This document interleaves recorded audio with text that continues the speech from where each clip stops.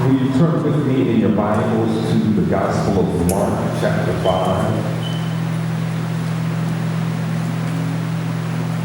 And we'll begin reading at verse number 1, Mark chapter 5, reading that first verse.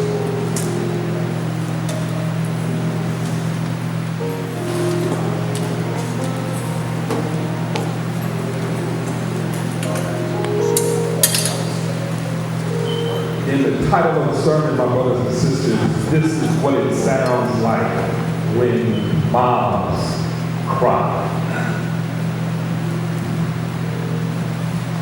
In 1984, the musical artist known as Prince starred in a rock musical drama entitled Purple Rain. Anybody seen Purple Rain?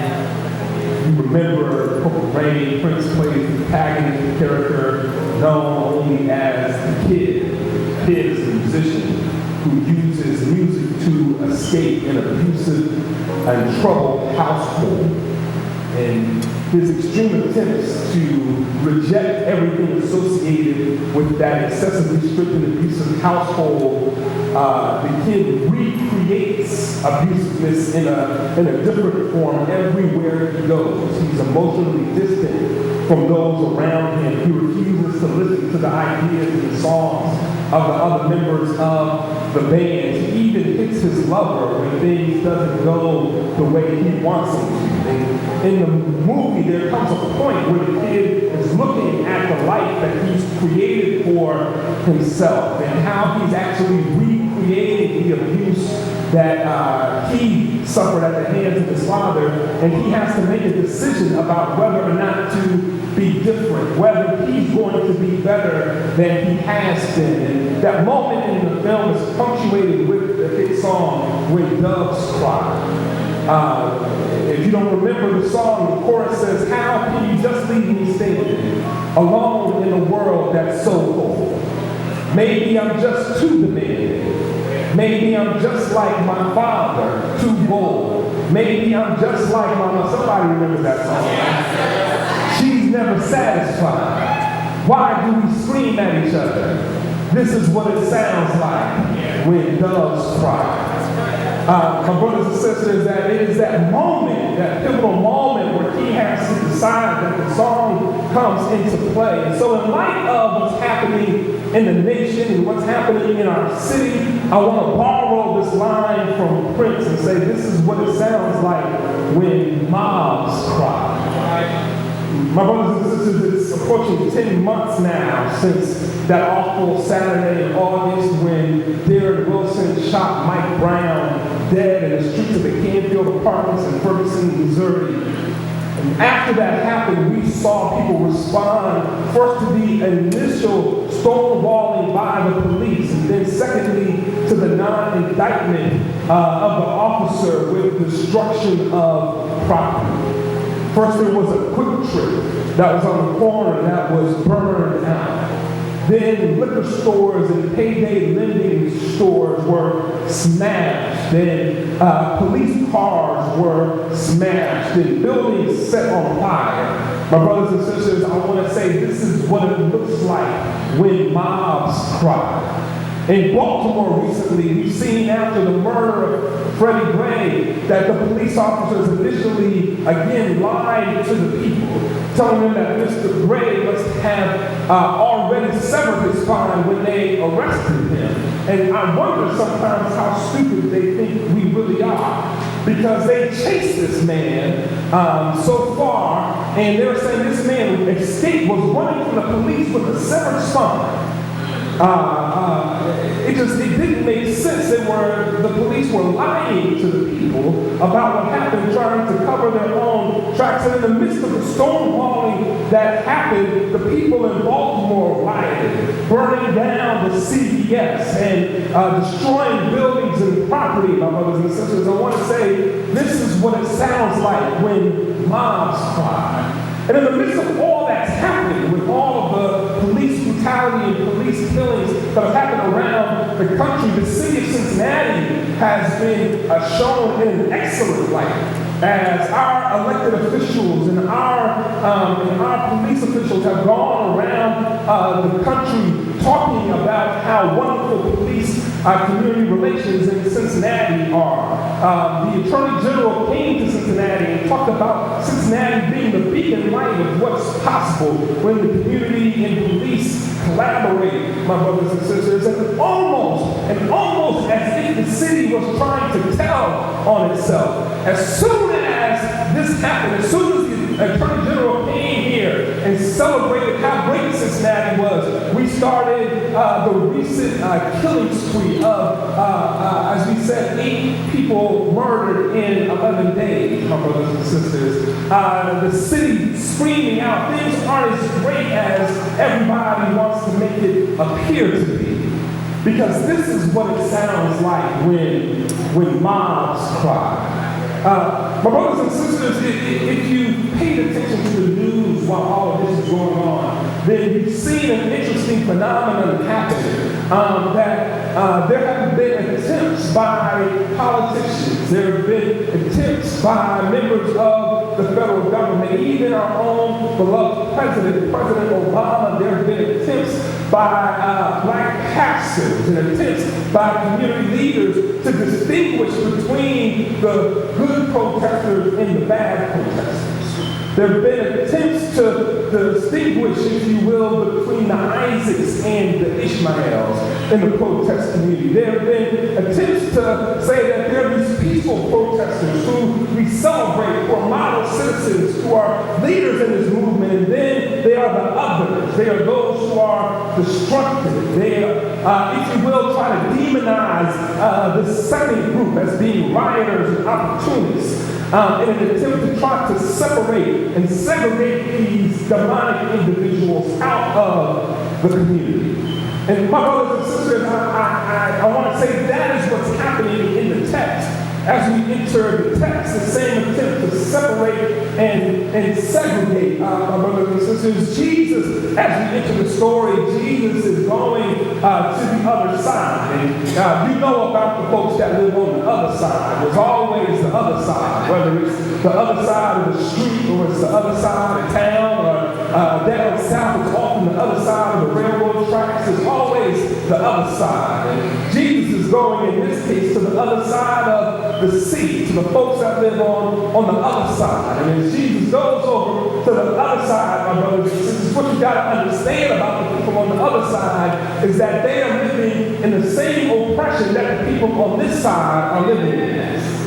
They're suffering from the same political oppression. Rome is still wrong on the other side. Rome is still abusive on the other side. They still have too high taxes to pay on the other side. They still don't have enough infrastructure in their community on the other side. The only difference on the other side is they don't have the strong cultural identity that the people on this side have. And so because they don't have the cultural identity, they have to suffer the oppression with nothing that draws them together collectively to help them fight the oppression. My brothers and sisters, they're stuck on their own on the other side. But Jesus goes to the other side, and when he goes to the other side, the scripture says there's a man who is running up, and when the man sees Jesus, he falls down and begins to worship. And the scripture says that as the man is worshiping, that the man also cries out and begins to argue with Jesus. Now,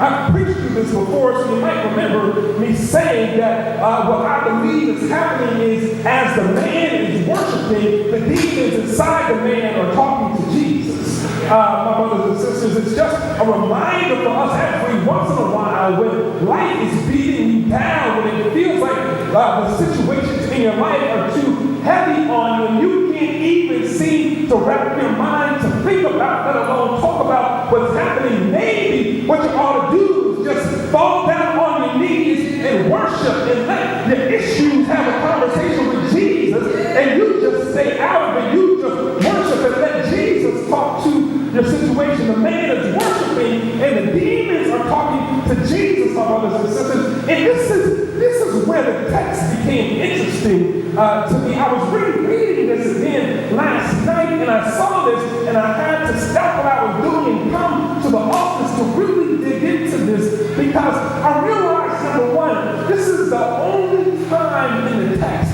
that Jesus has an extended conversation with demons. In fact, in other places in the text, the Bible says that the demons tried to cry out to Jesus, but Jesus wouldn't even let them say nothing. He just cast them out. But in this case, Jesus is having an extended conversation with the demons. So I'm looking at this text and I'm saying, why? Why is Jesus talking with the demons? Why is there a conversation going on? But then it's not only the fact that Jesus is talking, it's what the demons say. What business do you have, Jesus, Son of the High God, messing with me? Now, at first I thought this is a really audacious thing. Asking, what business do you have messing with me? This is Jesus. It's Jesus' job to mess with the demons. And so it would seem like the demon wouldn't be surprised that Jesus is messing with him. So at first I thought the demon was tripping. But as I began to look at this, I looked at what else distinguishes this demon from the other demons. And the other places where people are demon possessed, the demons are actively trying to kill the people.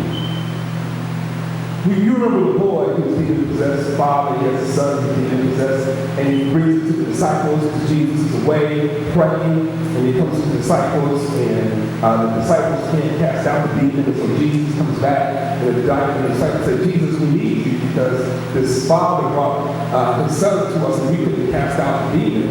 And so Jesus goes, and the father says, I need you to cast him out because the demon throws him into the water and throws him into the fire.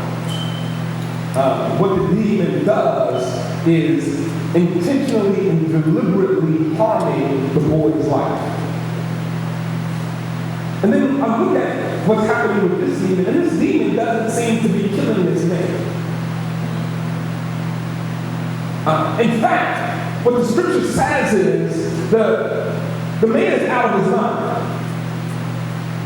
But the demon is actually making the man stronger. Because it says the people are trying to restrain the man. They're trying to tie him down. They're trying to lock him up. And every time they succeed in tying him with ropes or tying him with chains, the demon makes him strong enough that he's able to snap the ropes and the chains. And so the man is unable to be restrained, and so he roams free. And so they have managed to banish him out of the town and separate or segregate him into the graveyard. Now, remember again, as we've talked about demon possession, I've argued the case that demon possession occurs in the New Testament. We don't see cases of demon possession in the Old Testament. The reason that we see demon possession in the New Testament is, as the theologian Obi Hendricks suggests, that demon possession is a manifestation of the political oppression when people are forced to believe lies about themselves. That is what sets them up for demon possession. Something breaks inside of people when they're forced to live out lies about themselves on a regular basis, and that's something that breaks, sets them up to be candidates for demon possession. Obi Hendricks says the reason he came to this conclusion was he read Franz Fanon's book, The Wretched of the Earth, and in chapter 6 of Fanon's book, he's talking about the war in Algeria when France was occupying Algeria, and the French occupation of Algeria was very similar to the Roman occupation of Israel at the time, and where they were forced to believe and act out lies about themselves. And what Fritz Fanon, who was a former psychologist at the time, what he saw in the people was the same activities that was happening in the Bible by people who were demon possessed. People were running through glass walls or glass doors and shattering the glass, and they would be cut, but they wouldn't feel pain. That people they were causing injury to themselves, but would not feel the pain. There was something wrong with their psychosis, and what Oprah Hendricks says is the same type of demon possession, where people have been broken because they've been forced to believe lies about themselves, and so they are no longer acting as somebody. There's something that's been broken inside of them, and this is what's happening in the New Testament. That this man, the oppression of Rome as it is visited the community, the economic injustice that's happening there, the cultural isolation from the rest of the people of Israel, all of this has set up to break something in this man, and so now he is possessed by a demon, and now the people, because they don't know what to do, have kicked him out, and so he's living in the graveyard until Jesus walks by. My brothers and sisters, so Jesus comes and he's dealing with the man and the levels of oppression that have happened. So this is why this particular case of demon possession is curious to me, my brothers and sisters, because I believe that this demon thought that he and Jesus were on the same side. Now, I've been arguing over the past about 18 months now that everything that Jesus is doing in the Gospels is not just about establishing a different type of religion. It's not just establishing about a different way of belief, but it's a different way of living. It is a way of living that rejects Roman oppression. It's a way of living that builds community among people. It's why in Bible study 2 weeks ago we talked about his trial sermon from Luke chapter 4, where Jesus says, "The Spirit of the Lord is upon me because he has anointed me to preach the good news to the poor, the delivery of the captives, the recovery of sight to the blind, the liberty, setting free those who are oppressed." That Jesus' work is about leveling the playing field and building a community where all see each other as being brothers and sisters of God. That thing that we think about in heaven, Jesus is saying it's not just in heaven, but the kingdom of heaven is here among you. We can live into this thing now. And so Jesus is preaching this, my brothers and sisters. And so this demon, because what the demon is doing is the demon is not allowing the man to be tied down. He's not allowing the man to be captured.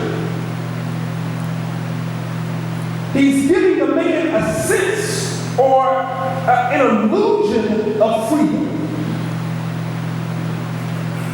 And so I believe the demon thinks that he and Jesus are on the same side. Jesus, what business do you have messing with me? I'm not the one causing the oppression.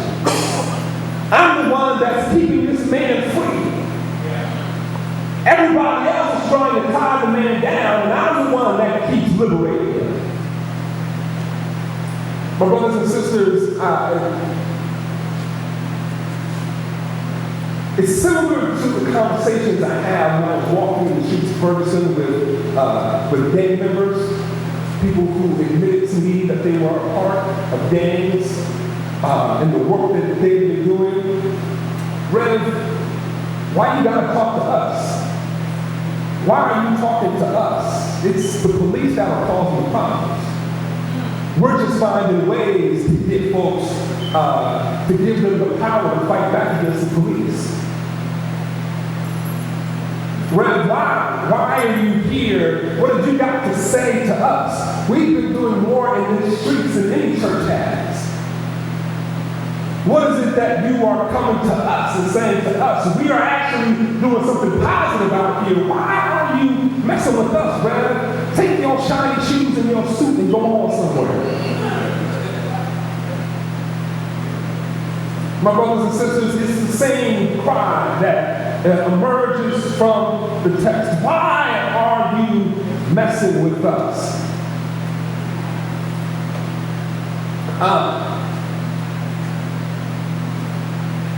And so Jesus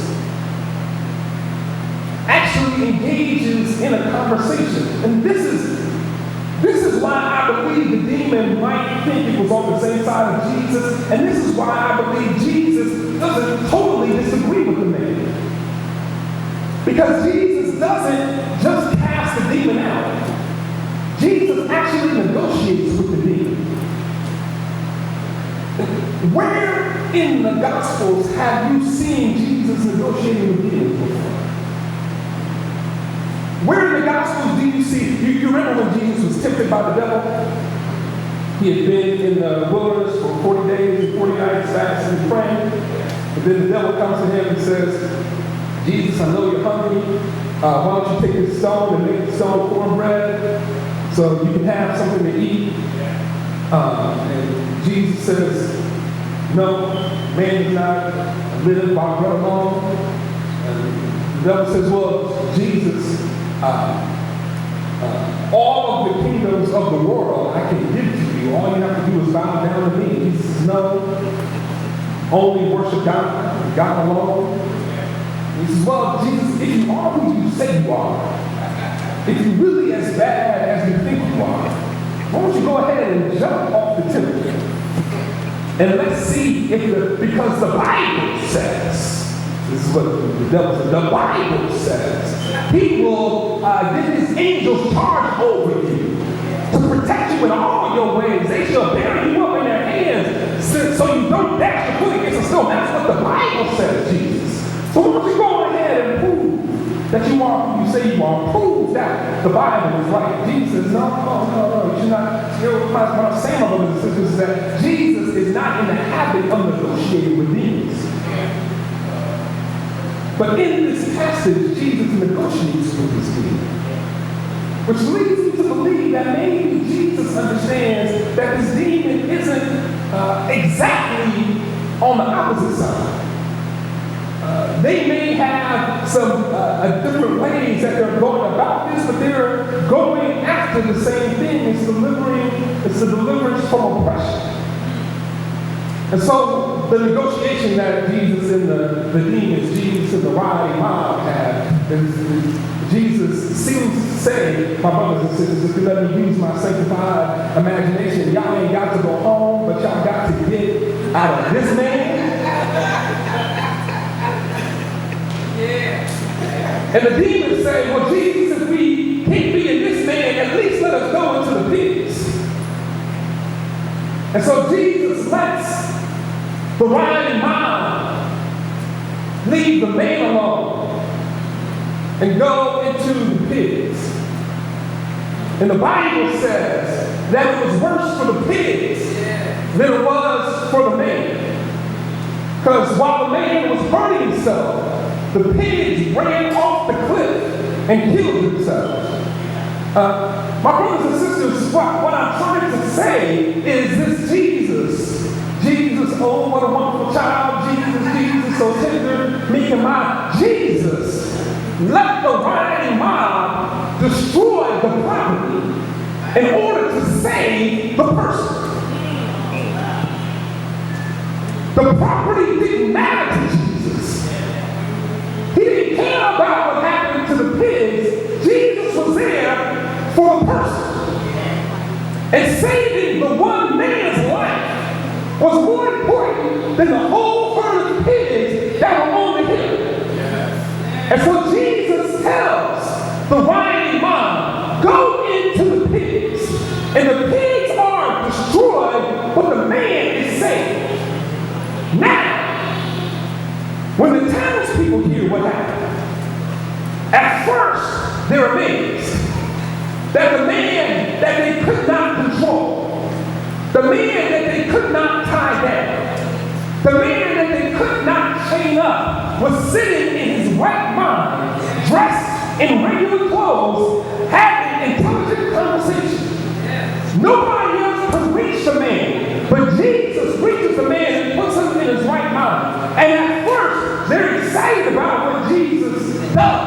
until they think about the pigs. And then it's no longer about the person. Now it becomes about the property. This Jesus let them burn up the quick tree. This Jesus let them destroy the CVS. Why is Jesus letting the rioting mob destroy their own property? All he's doing is hurting their own economy. What's wrong with this Jesus? They can't see what's happening to the person because of their concerns about the property. And my brothers and sisters, Jesus doesn't care about the property. Jesus cares about the person. Now, I gotta make this just a little more personal, right? Because we ain't talking about CVS and stuff here, right? The other Sunday, while we was in church, some kids was playing with our sign, right? And this has been an ongoing conversation behind closed doors because people have been saying to me, Pastor, you gotta change up the sign because we in Roseland and the people in Roseland are gonna steal the sign. And I said, who wants a beloved community church sign? Well, they gonna open up another beloved community church? They said, Pastor, we in Roseland, the people gonna steal the sign. You gotta change up the sign. And I said, we are not changing up the sign. Because if we're going to be a part of the community, we got to let the community know that we trust the community. We can't act like, we can't go in and treat them like they're criminals and expect them to come to church with us. We can't treat them like we don't trust them and then wonder why they never walk in the door. That's what these other churches are doing. That's the other preachers who say you need to pull up your pants. That's not who we are. That's why the sign says, beloved community church, to let everybody know that no matter who you are, no matter where you come from, you are welcome here because we are a beloved community. Not just a beloved community of people on this side of the street, not just a beloved community of people from this side of town, not just a beloved community for people on this side of the railroad tracks, not just a beloved community for people on this side of the sea, but no matter who you are, no matter where you came from, no matter what you look like or how you act, this is a community for you. So I will not change up the sign. So last week, somebody came and said, Pastor, somebody stole the sign. Pastor, we told you it was going to happen. We told you to change up the sign, Pastor. If you had did what we said, the sign would still be here. And I said, you know what? We can buy another sign. We got the money in the heart. I know we got it. It's in there. We can buy another sign. So, Pastor, we got to change up the sign. And you know how these people are. Come to find out, some kids have been playing with the sign. They were out there holding the sign, waving it around. I said, well, they at least pointing it down this way so they can wave and let the people know, pointing it in the right direction. Some kids were playing with the sign, and somebody put the sign in their car so to keep it safe for us. My brothers and sisters, nothing was wrong with the sign at all. What I'm trying to say, my brothers and sisters, is that the sign is a piece of property. That's all it is property. And let them take the property.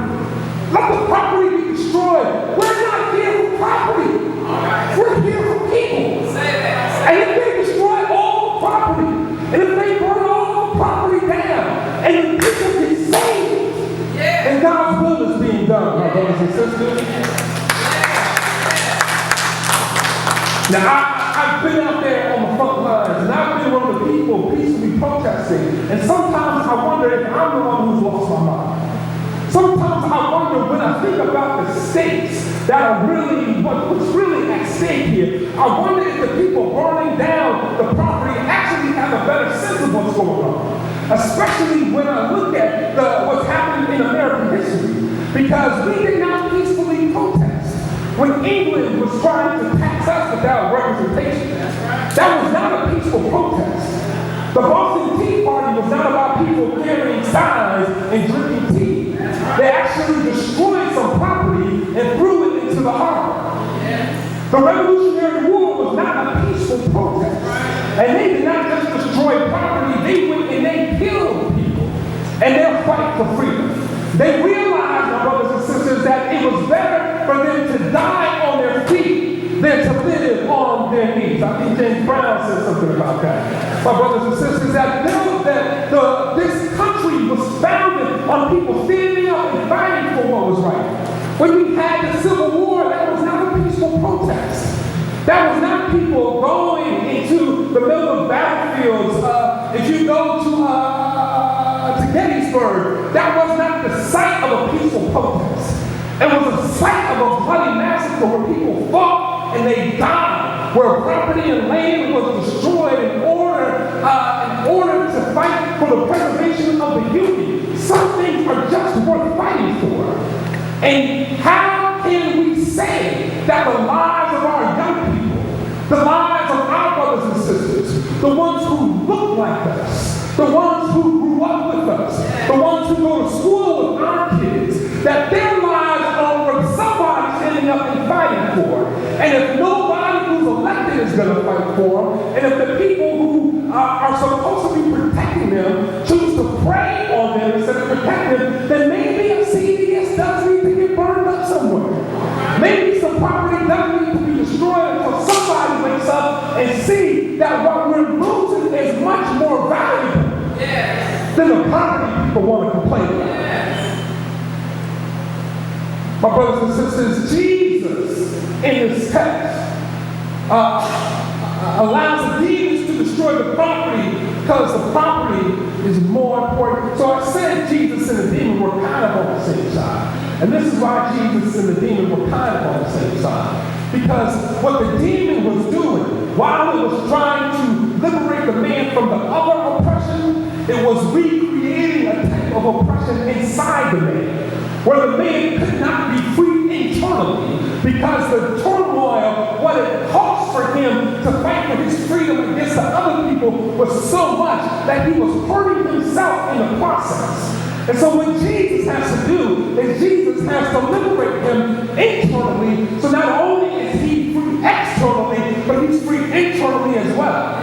My brothers and sisters, that's why Jesus has to deliver the man from the mob, because he has to say there's a better way to do this. There's a way to do this that doesn't destroy you in the process. My brothers and sisters, and that is the message that we have to bring to the world. Not to condemn them when they destroy the property, but to say there's a way to do this that doesn't destroy you while you're trying to battle against the system. There's actually a way to do this so that you can be a whole person while fighting against what's wrong. That's what the church has, my brothers and sisters. But people only see that when we get out and get into the fight. We can't say that from inside the building and expect people to listen. We got to get out there and get in the streets. Jesus couldn't stay in Jerusalem and preach this message. He had to go to the other side of the sea and deal with this man, my brothers and sisters. We've got to get out. Which is why 1 week from yesterday, we're on a countdown of 6 days, we're going to start getting out. We're going to start walking this neighborhood. We're going to meet people. We're going to talk. We're going to hear what's happening with people, my brothers and sisters, because as long as we're talking about this inside the building, we're not doing the work of God. We're just talking about doing the work of God.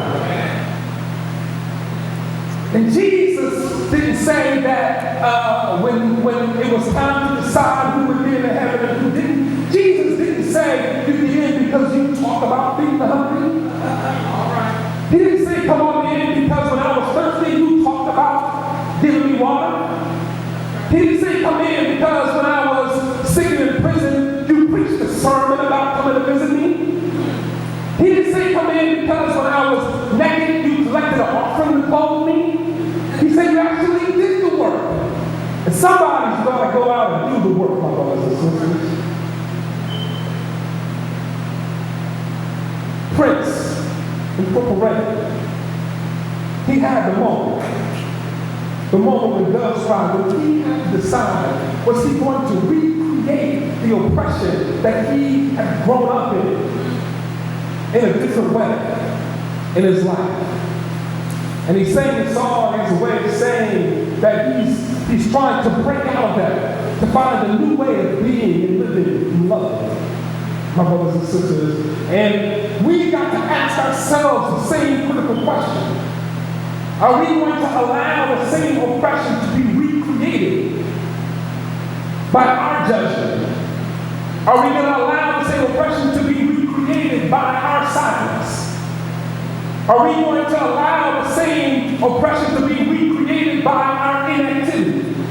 Or are we going to get out of these walls, get out into those streets, and do battle with some demons that are tormenting people, that are wrestling with people, that people have adopted as they're trying to fight against a larger oppression? Are we going to show them that there is another way, that there is a better way?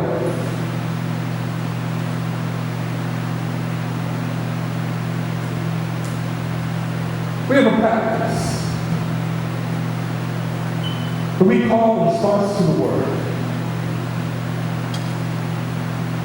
It's our way of saying that God isn't just speaking to me because I'm the one up here sweating from the microphone. But that God wants to speak to you and through each and every one of you.